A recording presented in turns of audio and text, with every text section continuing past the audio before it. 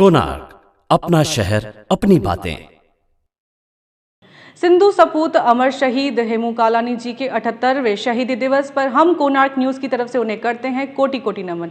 उल्लासनगर के विनस चौक पर शहीद हेमू कालानी की मूर्ति को पुष्प अर्पित करने वालों की आज लाइन लगी हुई थी। आइए डालते हैं एक नजर। देखिए, आज हम सब इधर महान सिंधी क्रांतिकारी श्री हेमू कालानी जी को श्रद्धा के फूल उनके निमित्त अर्पित करने के लिए एकत्रित हुए हैं। श्री हेमू कालानी जी ऐसे महान सिंधी क्रांतिकारी थे जिनका मैं व्याख्यान एक ही शब्द में कंप्लीट करना चाहूँगी कि वो एक सिंधी कम्युनिटी के लिए ही नहीं, पूरे समाज के, भारत समाज के लिए या पूरे भारतवर्ष के लिए एक वफादारी का प्रतीक माने जाते हैं, क्योंकि उन्होंने हंसते हंसते फांसी का रस्सा चूमना ज़्यादा बेटर समझा, बेहतर समझा। उन्होंने अपने साथियों के नाम, जो भारत छोड़ो आंदोलन के टाइम 1942 में थे, उन्होंने वो नाम मरते दम तक नहीं बताए, उन्होंने अपनी हंसते हंसते शहादत कबूल की। धन्यवाद एक बार फिर से। हम शहीद हेमू कालानी अमर रहे, शहीद हेमू कालानी अमर रहे, अमर रहे। और हम उनके निमित्त श्रद्धा के फूल अर्पित करते हैं और आने वाले जो हमारे यंगस्टर्स हैं, हमारे यूथ हैं, उनके लिए ये हमारा निवेदन है कि उनके जीवन से आने वाले समाज में सबको शिक्षा लेनी चाहिए। हमारे देश की स्वतंत्रता सेनानी जो आज भी गुल बनकर हमारे सामने खिले हुए हैं, जिनको हम याद कर रहे हैं, जिनका स्वभाव, जिनकी संस्कृति, जिनका बलिदान हमें अपने स्वभाव में लेना चाहिए। सभी ने बताया कि उन्होंने मरते दम तक अपने साथियों से वफादारी की, अपने देश से देशभक्ति निभाई।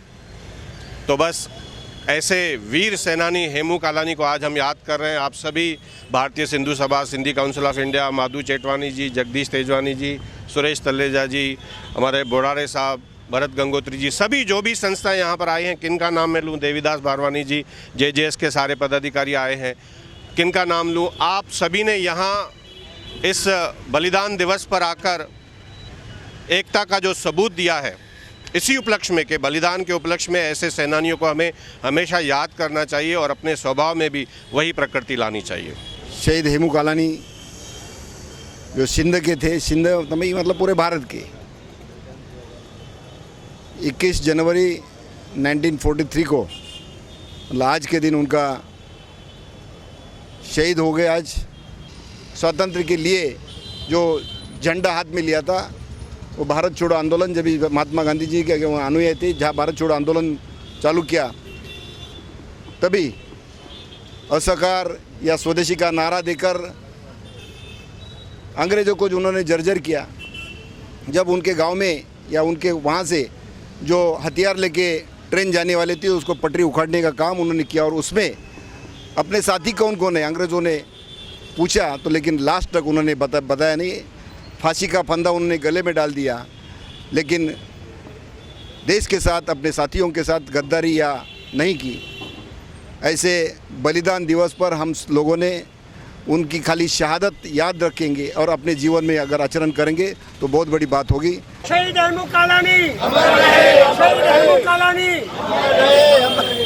भारत की आज़ादी के लिए जो भी स्वतंत्रता सेनानी थे, सिंध में से यदि कोई हार्ट ब्लड का कोई सेनानी पैदा हुआ और यंगेस्ट सेनानी इंडिया में यदि स्वतंत्रता सेनानी हुआ, तो वो थे हमारे शहीद हेमू कालानी, जो 19 वर्ष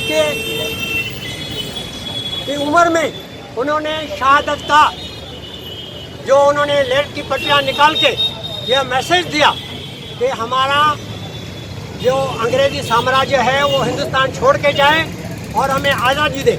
महात्मा गांधी की आंदोलन से वो लोग जो उन्होंने आंदोलन दिया, करो या मरो, तभी उन्होंने करो या मरो को नारा को पकड़ के सिंध में उसने एक ही हमारा सिंधी सपूत था, जो यंगेस्ट इन इंडिया, जिन्होंने हमारे देश के लिए, आज़ादी के लिए उन्होंने जान दी। कोणार्क, अपना शहर, अपनी बातें।